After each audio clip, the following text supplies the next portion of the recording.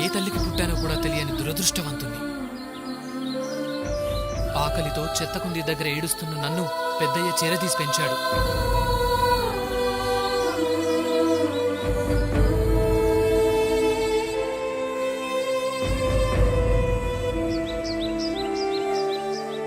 పెద్దయ్య పేరుకు తగ్గట్లుగానే పెద్ద మనసున్న మనిషి.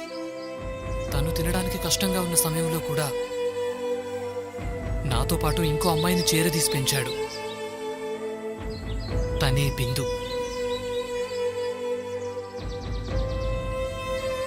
దేవుడు చాలా గొప్పవాడు.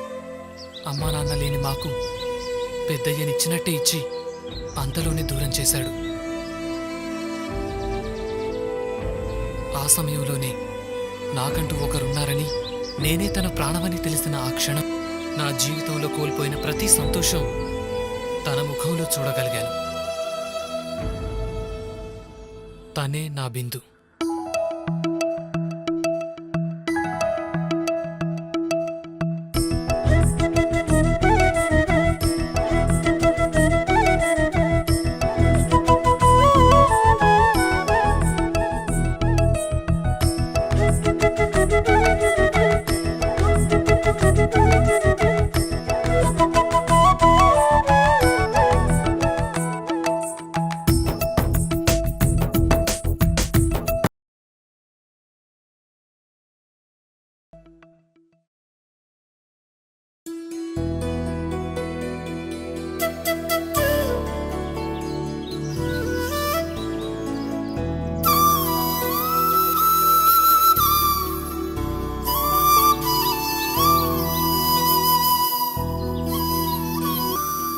దుర్గా, ఈ ఊరు చాలా బాగుంది కదా?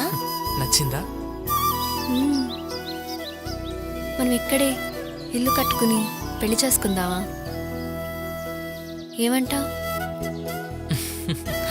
ఎందుకు నవ్వుతున్నావు? మనం పెళ్లి చేసుకోలేమా? మనం పెళ్లి చేసుకోవాలంటే ముందు మనకు మంచి పని దొరకాలిగా.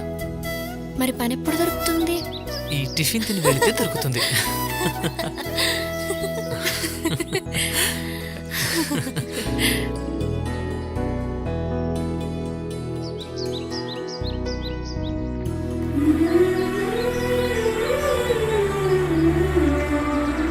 తను అలా మాట్లాడుతుంటే ఎంత సమయమైనా తెలిసేది కాదు. తన నవ్వు మా బాధలను, కష్టాలను గుర్తు తెచ్చేది కాదు. తన పెదవులపై ఆ చిరునవ్వు ఎప్పటికీ చెరిగిపోకుండా అలాగే ఉండాలని ఎంతో ఆశతో ఆ రోజు పని కోసం బయలుదేరాను.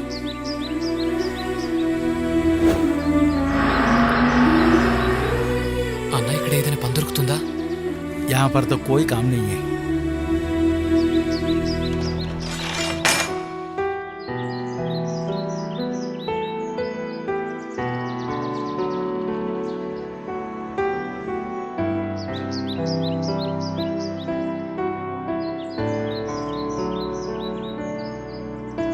అన్న, ఇక్కడ ఏదైనా పని దొరుకుతుందా? नहीं, अभी यहाँ से चले जाओ, सार आने वाले हैं, सार आने वाले हैं, यहाँ से चले जाओ।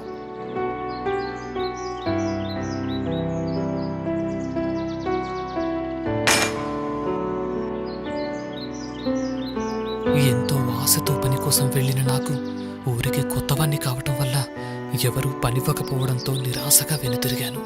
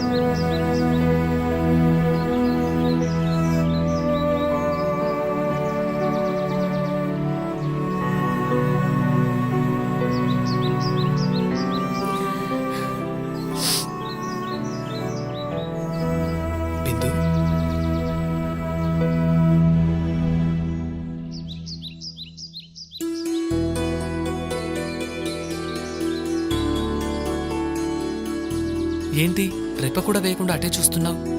ఏముంది అక్కడ? వాళ్ళని చూడు దుర్గా.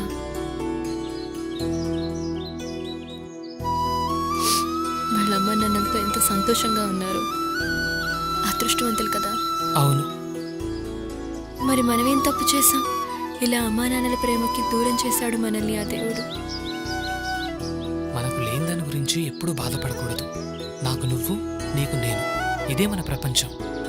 నిన్ను జీవితాంతం సంతోషంగా చూసుకోవడమే నా బాధ్యత.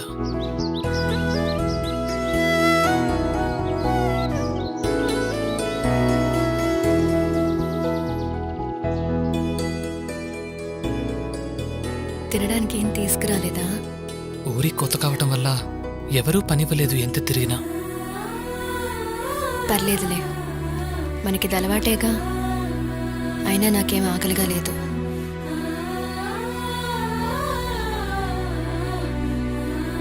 ఈ నీళ్ళు తాగు దుర్గా. నువ్వు నాకు మాట ఇవ్వాలి. ఏంటి? ఇంకెప్పుడు ఎవరూ లేరని బాధపడకూడదు.